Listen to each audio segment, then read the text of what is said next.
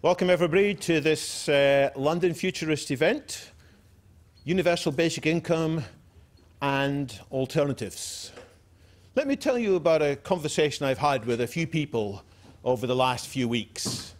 They've said to me, David, we quite like what you're doing with London Futurists. It's important to think about the future. But this theme, basic income, is not very futuristic, is it? It's a bit of a tired discussion.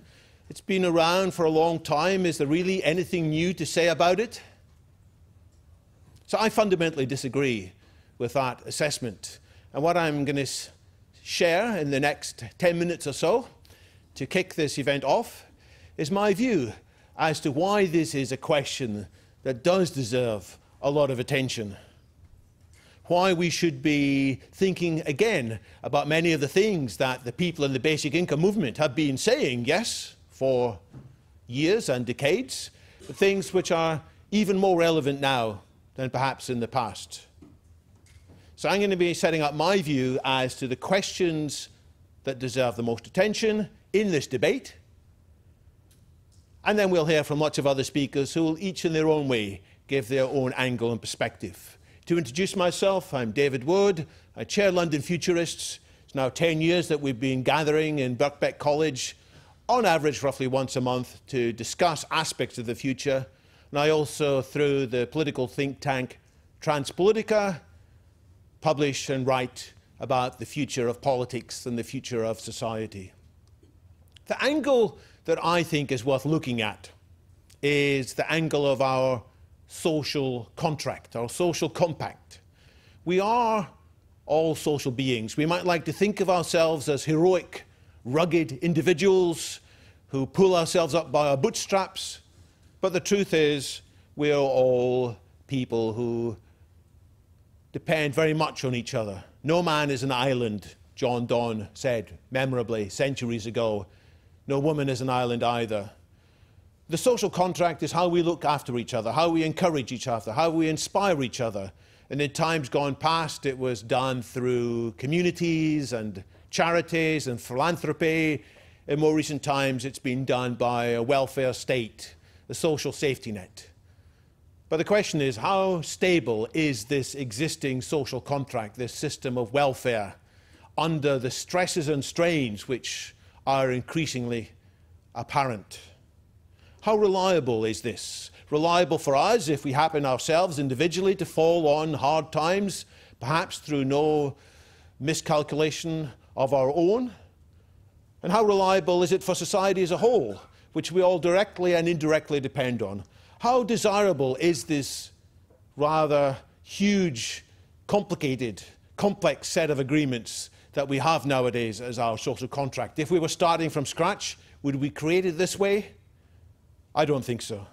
And I'm here to argue, and many of the speakers will argue, that universal basic income should be a part of a revised and improved social contract, especially as there are more stresses and strains ahead that will jeopardize the existing set of relationships in which we all, to various extents, help and support each other.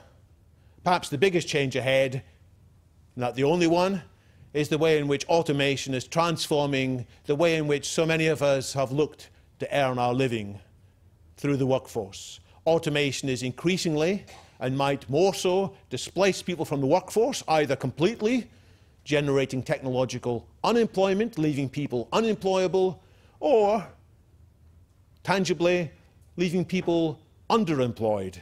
So with some kind of job, but not a job that pays them what they were expecting in the past. And in the words of our opening keynote speaker, Professor Guy Standing, who will be on this stage shortly, there is an increasing class, an increasing group of people called the precariat, whose jobs are in a precarious situation, whose careers and self-definition is in a precarious situation, associated with an increasing inequality. And people argue the inequality question in both ways, but it does seem to me there are scenarios in which the winners will increasingly take a larger share of the pie, leaving more and more people angry, alienated, risking this existing social contract. And that does bring us back to Yes, an old question, but a question that absolutely we need to keep on thinking about, the question of how should we be sharing society's accomplishments and wealth between us in a way that people will say is socially appropriate, but also fair. And I know that many of the people who are critical of the idea of a universal basic income, people who say they don't like it, often say, well, they have earned a lot in their own life through their own endeavours in the marketplace, and whatever they have earned, they deserve to keep that. Thank you very much. In a way that emphasises their individual contributions, their ruggedness, their accomplishments. Whereas a different perspective, and one which I think is very fair too, is that innovation is not just an individual thing, it's very much a cumulative thing. Business success is not just due to individuals, it's a collaborative community endeavour. Much of what has gone into the success of businesses has been provided by society as a whole, by the public. Investments in infrastructure, investments in education, and very importantly, the spending on the basic research and development, which most companies aren't prepared to do because it's too long-term, too risky. Government comes along and funds that, and that then is turned into amazing products which earn small numbers of companies huge amounts of money. Related to the question of, is this fair, is the question, is this affordable? And I'm looking forward to hearing speakers address this question of, is it affordable? There is an argument that if we keep the tax system more or less the same, we could only afford a very small amount of money as a universal basic income. But I say, and this is where I've changed my mind in the last year or two, even a small universal basic income will be an important step forwards. Even a small amount of payment can be multiplied, because what's received in one person's pocket then gets spent and ends up in another person's pocket and then gets spent again and ends up in yet a third person's pocket, boosting the economy in the system that John Maynard Keynes from the 1930s has talked about as a multiplier. So we can start small and we can look to adding in more payments as we create perhaps new taxes, and I'll be listening to the various presentations talking about different possible ways to fund this through dividends of one sort or other, social dividends, citizens' dividends, perhaps through taxes to address the huge amounts of financial transactions that take place at hyperspeed, the Tobin tax, to take a small proportion of that, perhaps greenhouse gas taxes, and they can be applied to citizens as a whole.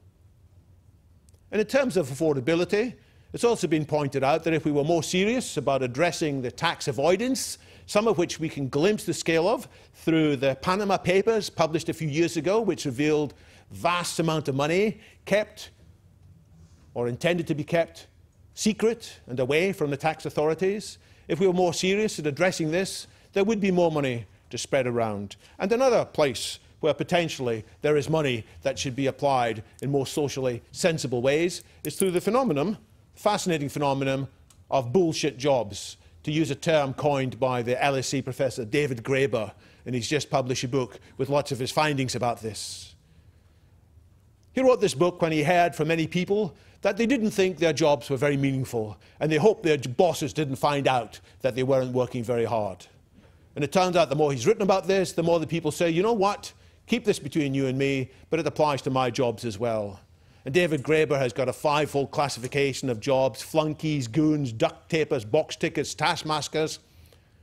I'm not saying all these people, by the way, are in poor jobs. I think well-organized companies could use these people to drive innovation and all kinds of important improvements in the companies. But it does seem that many companies are spending lots of money in ways that bolster the prestige of their managers rather than actually doing socially good.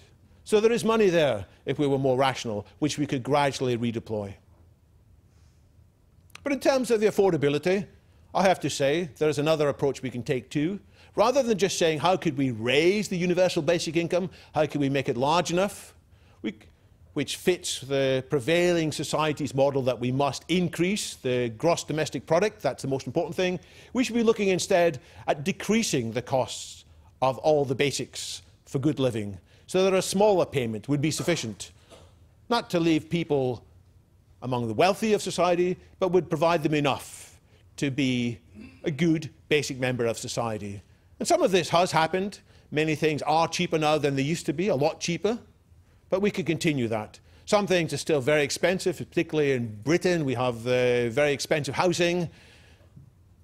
But if we change our priority, rather than feeling good when the house prices goes up, we should feel more good when the house prices come down. We should be prouder when we can use new technology, such as 3D printing, to perhaps, or others, to lower these prices. In terms of people not being able to afford travel, well, maybe we can do a lot of that by virtual reality.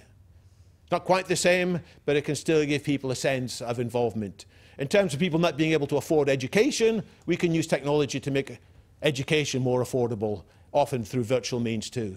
And more generally, this technological changes, which are causing disruption in the workplace, we should be welcoming the fact that they could, in principle, bring about an abundance for all. This reversal of perspective here is part of what I meant when I called this event Universal Basic Income and/or Alternatives. Thinking about alternative perspectives to approach this question. And yes, there will be discussion at the various presentations in this event on alternative services. Some people will say it's a bad idea to give out free money, provide free vouchers or some other services instead. And we should look at that, indeed. But I'm also interested in alternative concepts, alternative frameworks, and I'm very interested in interactions of the ideas of basic income with other ongoing trends. And after all, the most interesting things in the future are not just single trends, they're the intersections of trends. It's when several things coalesce, often unexpectedly. So that's what I'm hoping to hear in the presentations ahead. New frameworks, new interactions, new insight. A couple of things that I've learned about when doing my preparation for this event. One new framework is the idea of an umbrella, an insurance policy.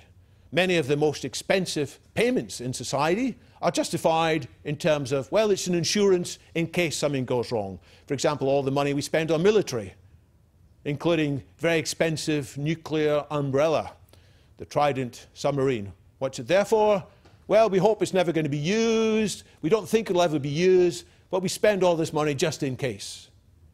Or maybe in a similar thinking insurance would justify us sorting out our social contract in a much better way.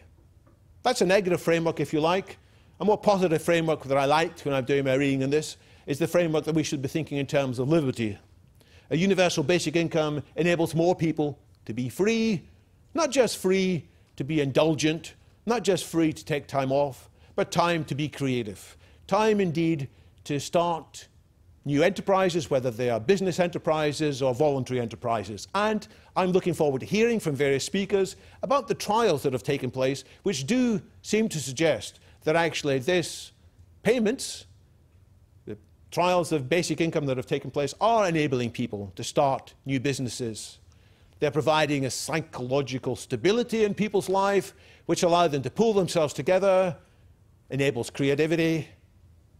That's what we should be measuring, as well as the GDP, but also an increase in human flourishing.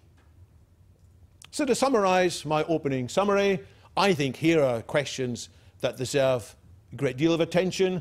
How stable, desirable, reliable is our current social contract?